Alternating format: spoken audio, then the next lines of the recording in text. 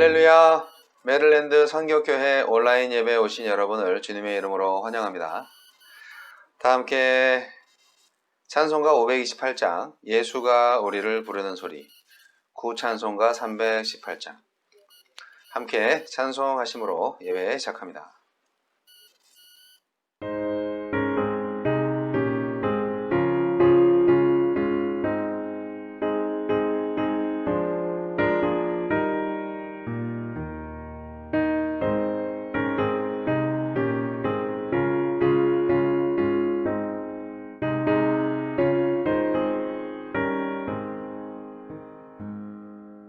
예수가 우리를 부르는 소리 그 음성 부드러워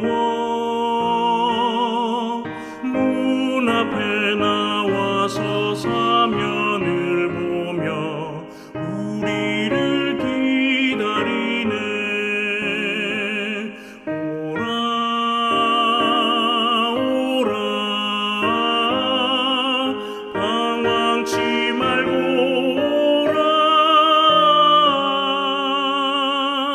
죄 있는 자들아 이리로 오라. 주 예수 앞에 오라. 간절히 오라고 부르실 때에 우리는 지체하랴. 주님의 은혜를 왜 아니 받고 못 들은 채 하려나. 오라 오라 방황치 말고 오라. 죄 있는 자들아 이리로 오라. 주 예수 앞에 오라.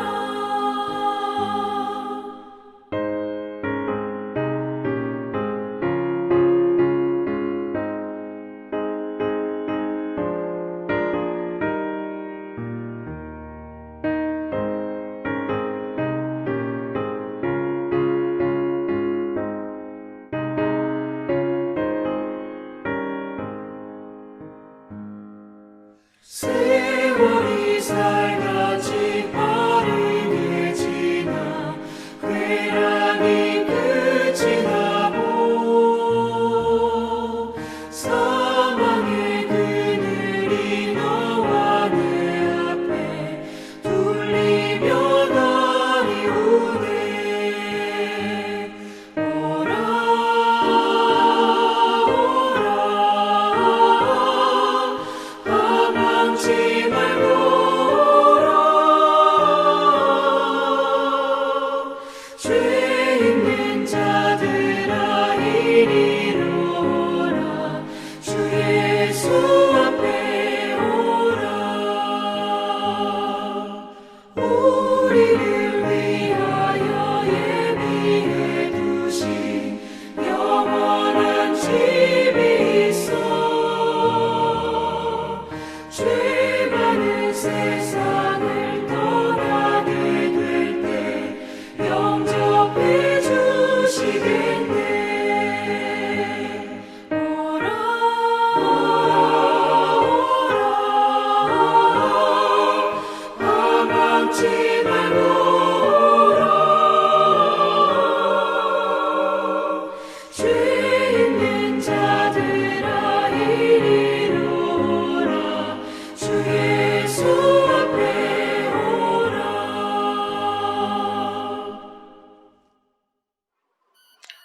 다 같이 기도하시겠습니다.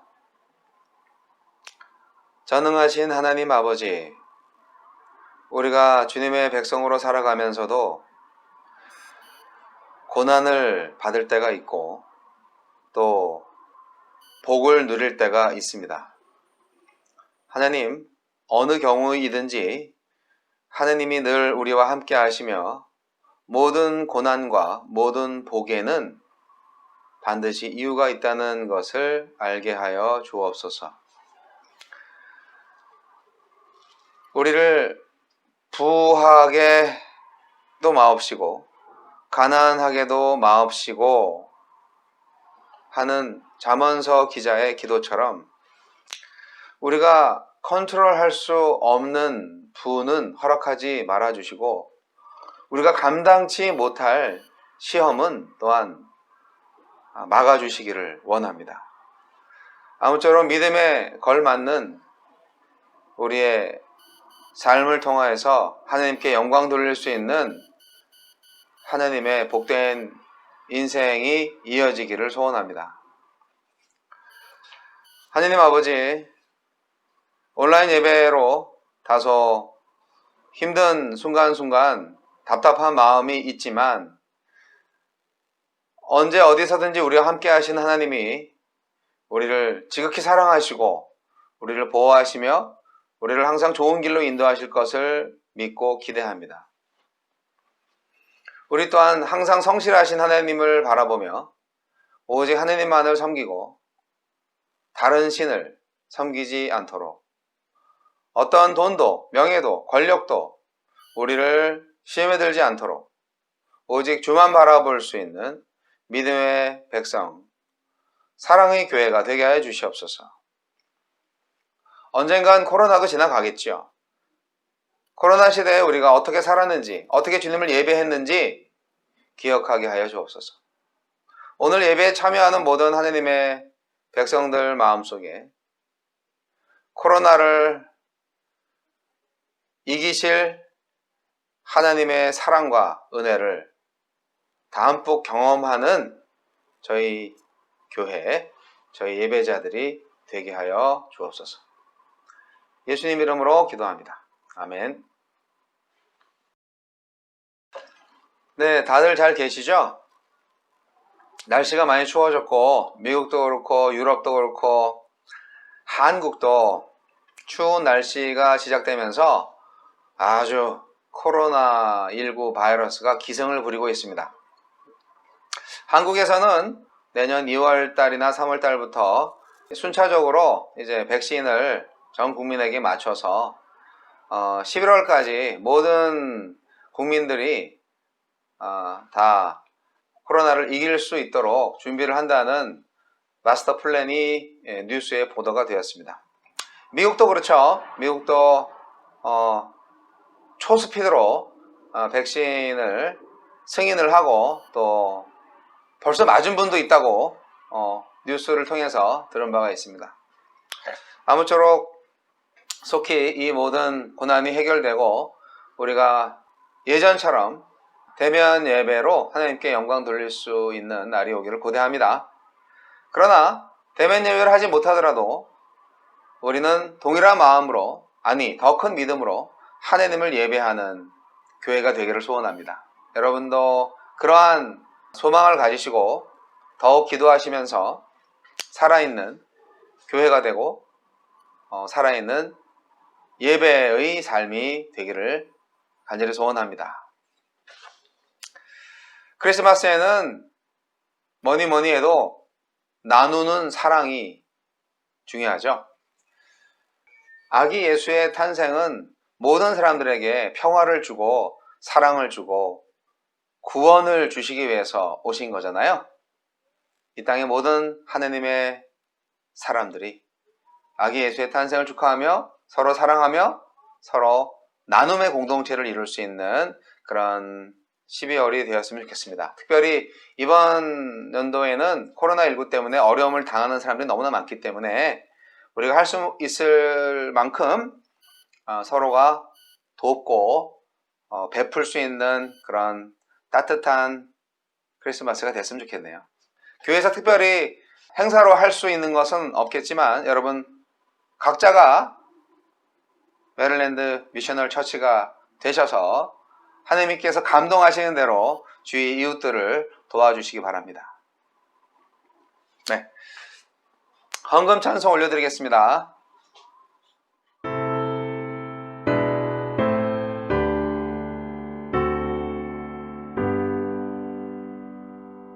모든 것이 주께로부터 왔으니 이에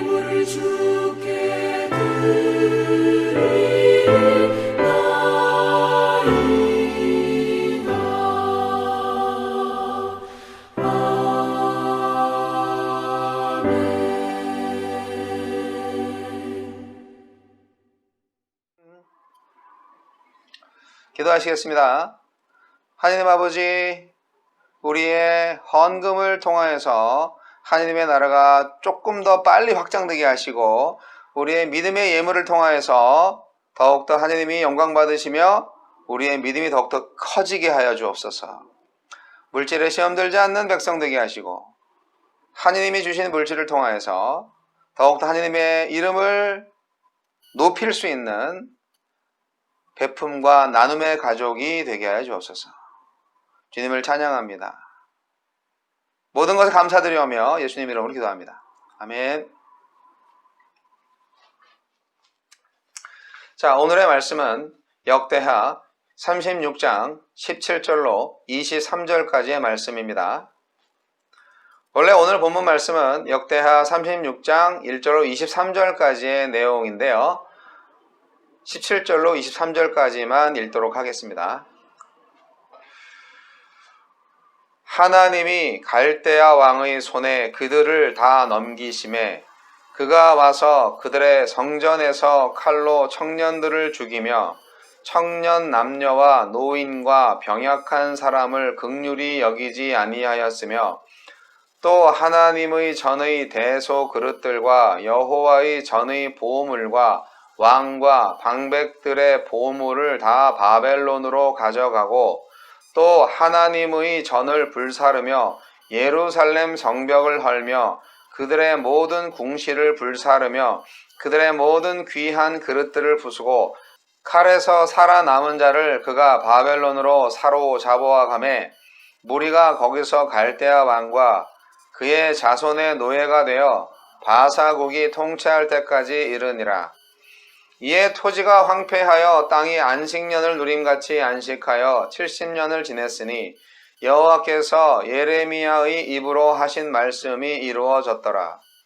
바사의 고레스 왕 원년에 여호와께서 예레미야의 입으로 하신 말씀을 이루시려고 여호와께서 바사의 고레스 왕의 마음을 감동시키심에 그가 온 나라에 공포도 하고 조서도 내려 이르되 바사 왕 고레스가 이같이 말하노니 하늘의 신 여호와께서 세상 만국을 내게 주셨고 나에게 명령하여 유다 예루살렘에 성전을 건축하라 하셨나니 너희 중에 그의 백성된 자는 다 올라갈지어다. 너희 하나님 여호와께서 함께 하시기를 원하노라 하였더라.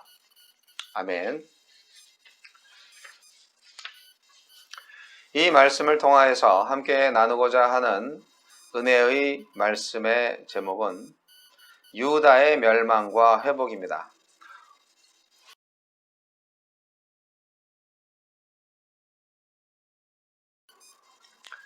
역대하 36장은 역대하의 마지막 부분으로 남유다의 17대부터 20대까지의 마지막 네 왕에 관해서 증거합니다. 남유다의 새로운 신앙의 부흥을 꿈꾸었던 요시야 왕이 죽은 후에 남유다의 신앙과 국력은 급속히 추락합니다. 그때로부터 약 23년 지난 후에 남유다는 완전히 멸망하고 말죠. 요시야 왕에게는 네 아들이 있었습니다. 장남은 왕위에 오르지 못했고 세 아들이 왕위에 올랐습니다. 역대하 36장 1절로 4절까지에는 남유다의 17대 왕이자 요시야의 막내 아들이었던 여호아하스에 대해서 기록하고 있습니다. 그는 23살에 왕위에 올라 불과 3개월을 다스렸습니다. 유다 왕들 20명 중에 가장 짧은 통치 기간이었죠. 그는 애굽의 왕 느고에 의해서 폐위당하고 애굽으로 끌려가서 거기서 죽임을 당하고 말았습니다. 여호아하스를 끌고 와서 죽인 애굽 왕 느고는 요시야의 둘째 아들 엘리야김을 왕위에 올렸는데요. 엘리야김의 이름을 여호야김으로 강제 개명했습니다. 애굽 왕이 유다 왕의 이름을 바꿔? 참. 여러분, 만약 미국 대통령이나 중국 주석이 대한민국 대통령의 이름을 바꿨다고 생각을 해보세요. 어떻겠어요? 당사자는 말할 것도 없고 우리 국민들 모두 아주 수치스러워서 분노할 것입니다.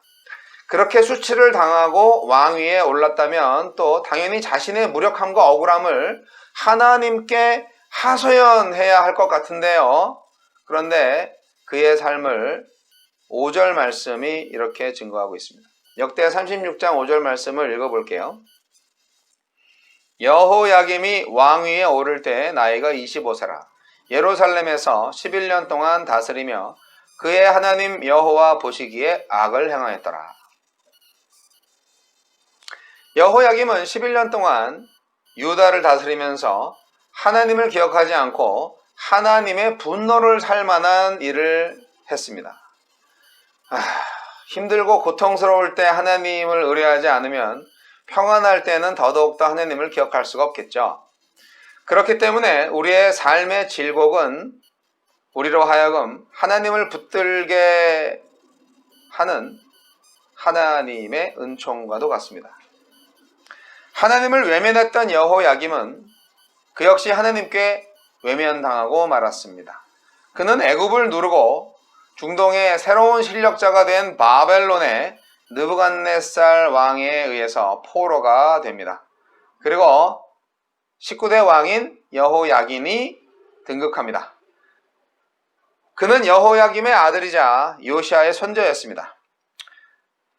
그에 대해서 9절 말씀이 이렇게 증거합니다. 역대하 36장 9절 말씀을 읽어볼게요. 여호야긴이 왕위에 오를 때 나이가 8세라. 예루살렘에서 석 달 열흘 동안 다스리며 여호와 보시기에 악을 행하였더라. 여호야긴의 기록은 열왕기하 24장 6절로 17절에도 나옵니다. 여호야긴은 여호야김의 아들로 그 어머니는 느후수다였습니다. 열왕기에 의하면 여호야긴은 18세에 왕위에 올라 3개월 10일 동안 통치했습니다.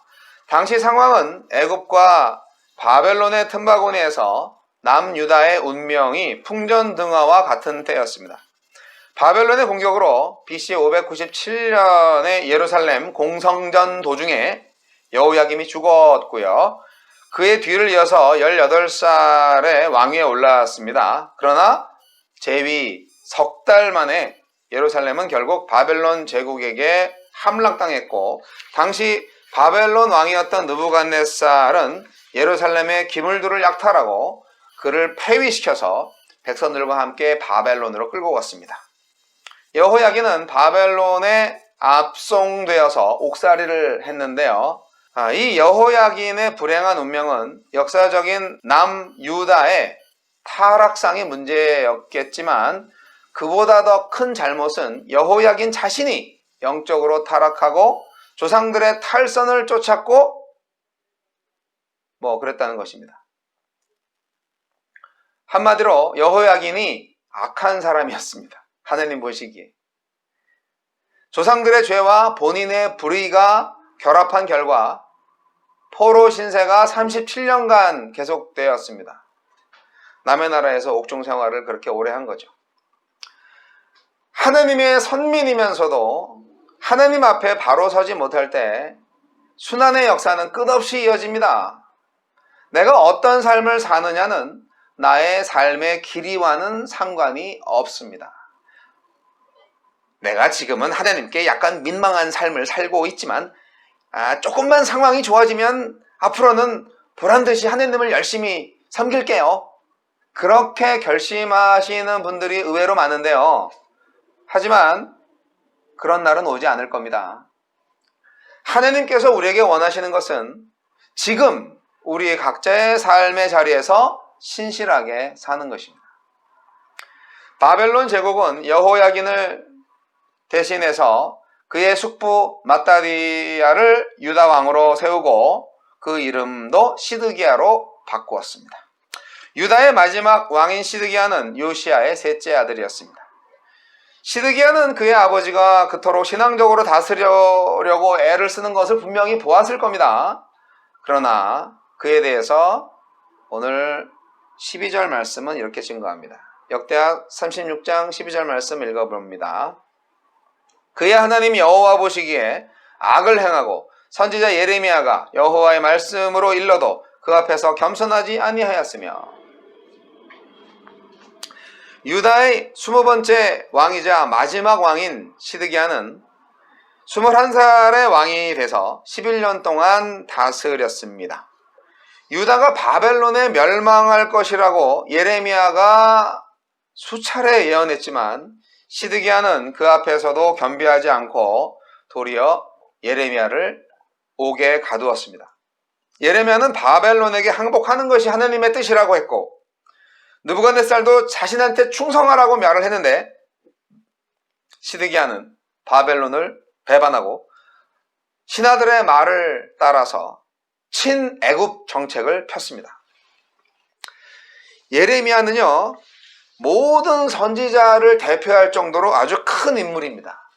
그럼에도 불구하고 시드기야는 그 선지자의 말을 듣지 않고 몰락의 길을 걸었습니다. 하나님을 외면했던 것은 시드기야만이 아니었습니다. 14절로 16절이 이렇게 증거합니다. 역대하 36장 14절로 16절 말씀 읽어드리겠습니다. 모든 제사장들의 우두머리들과 백성도 크게 범죄하여 이방 모든 가증한 일을 따라서 여호와께서 예루살렘에 거룩하게 두신 그의 전을 더럽게 하였으며 그 조상들의 하나님 여호와께서 그의 백성과 그 거하시는 곳을 아끼사 부지런히 그의 사신들을 그 백성에게 보내어 이르셨으나 그의 백성이 하나님의 사신들을 비웃고 그의 말씀을 멸시하며 그의 선지자를 욕하여 여호와의 진노를 그의 백성에게 미치게 하여 회복할 수 없게 하였으므로 왕들만 하나님 보시기에 악한 삶을 살았던 것이 아니라 제사장들도 백성들도 하나같이 성전을 더럽히는 삶을 살았다는 것입니다. 성전을 더럽게 했다는 것은 그만큼 하나님을 존중하지 않았다는 것이죠. 남유다가 망할 즈음에 예레미야 선지자만 있었던 것은 아닙니다. 에스겔, 다니엘도 있었고 하박국, 스바냐도 있었습니다. 전 이스라엘 역사 가운데에서 동시대에 가장 많은 선지자가 활동했던 시기입니다. 선지자가 많았다는 것은 그만큼 이스라엘 백성들이 배교를 심하게 했고 하나님을 외면했다는 의미입니다. 하나님께서는 이스라엘 백성들을 돌이키기 위해서 수많은 선지자들을 보내셨지만 그들은 깨닫지 못했습니다. 백성들은 선지자들을 조롱하고 하나님의 은혜를 저버렸습니다. 그 결과 나라가 망했을 뿐 아니라 수없이 많은 사람들이 포로로 잡혀가야만 했습니다. 느부갓네살은 시드기야 제9년에 예루살렘 성을 포위하고 제11년에 결국 함락시켰습니다. BC 586년에 남유다는 그렇게 멸망하고 말았습니다. 우상의 소굴이 되었던 성전에서 청년들이 칼로 죽임을 당하고 노인과 병자들도 죽임을 당했습니다. 하나님은 백성들에게 긍휼을 베풀었지만 바벨론 왕은 그들에게 긍휼을 베풀지 않았습니다. 성전과 왕궁을 불사르고 예루살렘 성벽을 헐었습니다. 생존자들은 모두 포로로 끌려가서 왕과 그의 자손의 노예가 되고 말았습니다. 하나님을 배반하고 말씀에 불순종할 때 포로가 되고 성전이 파괴될 것이라고 그렇게 경고했던 것, 그렇게 예언했던 것이 결국 현실이 되고 말았습니다. 결국 그들은 하나님을 잃는 것은 모든 것을 잃는 것이다 라는 것을 이방인의 땅에서 고역을 하면서 몸으로 배워야 했습니다. 그런데 역대하 36장은요 21절에서 끝나지 않고 23절까지 가야 끝이 납니다.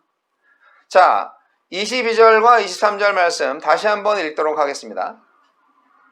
바하사의 고레스 왕 원년에 여호와께서 예레미야의 입으로 하신 말씀을 이루시려고 여호와께서 바하사의 고레스 왕의 마음을 감동시키심에 그가 온 나라에 공포도 하고 조서도 내려 이르되 바사왕 고레스가 이같이 말하노니 하늘의 신 여호와께서 세상 만국을 내게 주셨고 나에게 명령하여 유다 예루살렘의 성전을 건축하라 하셨나니 너희 중에 그 백성된 자는 다 올라갈지어다. 너희 하느님 여호와께서 함께 하시기를 원하노라 하였더라.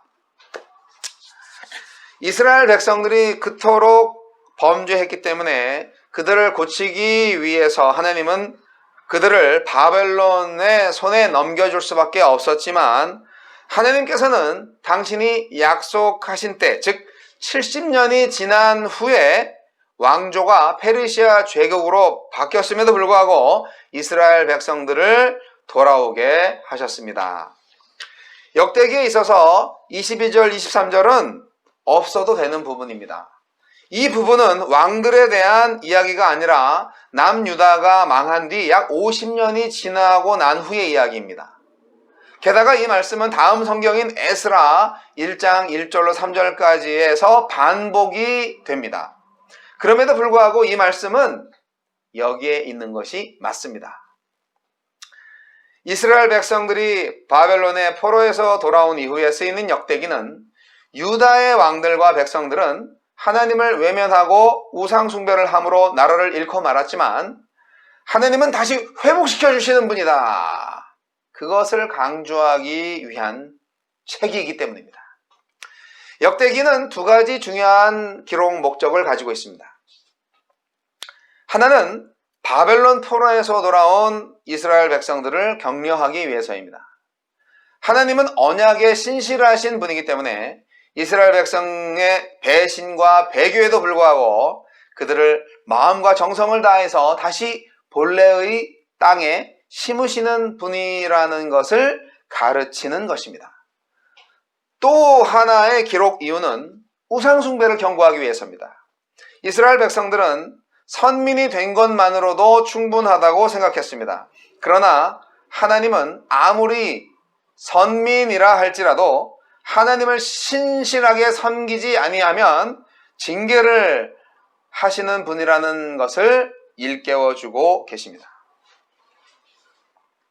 사랑하는 성도 여러분, 누구를 의지하시겠습니까?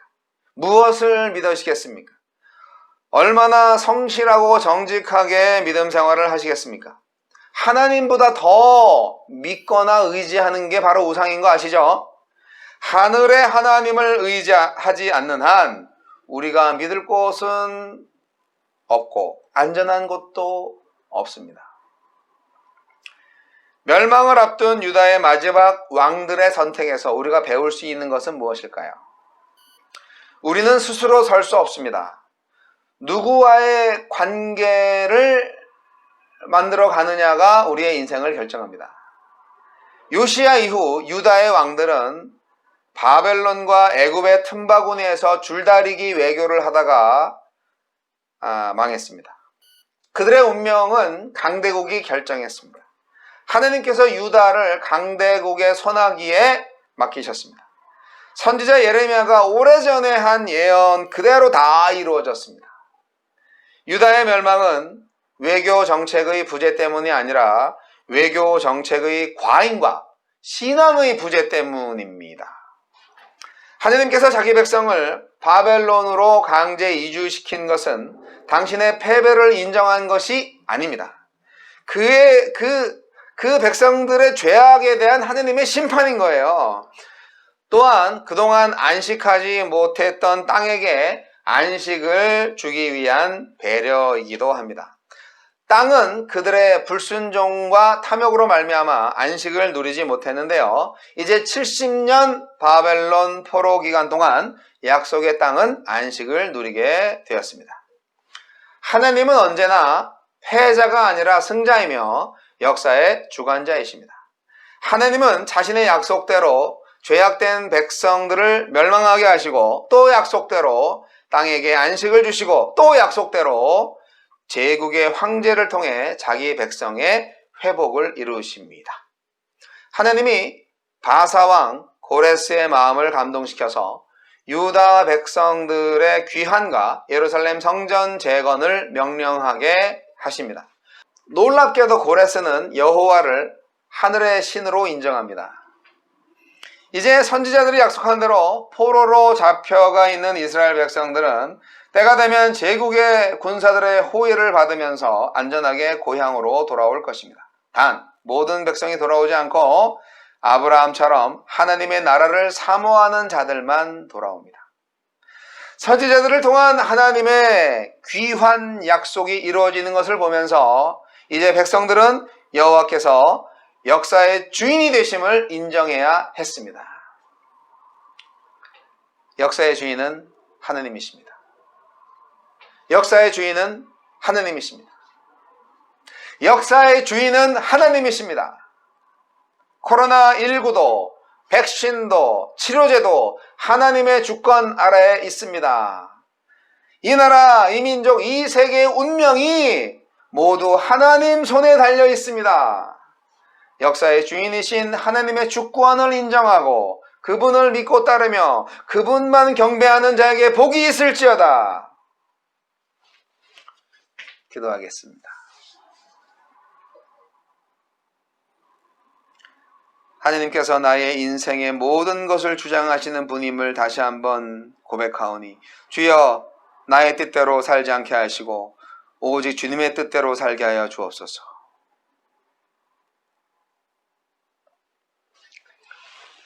지금은 우리 주 예수 그리스도의 은혜와 하느님 아버지의 극진하신 사랑과 성령님의 감화감동 교통 역사하심이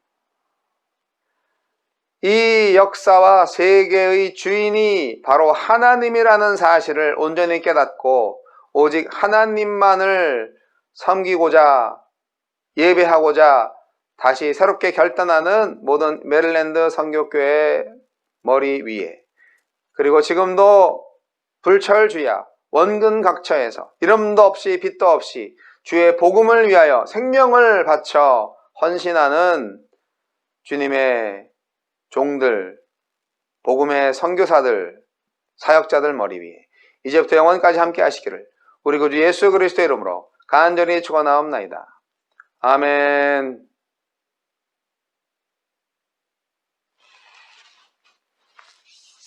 감사합니다. 예배 마쳤고요. 모두들 건강하게 행복하시기 바랍니다. 감기 조심, 코로나 조심.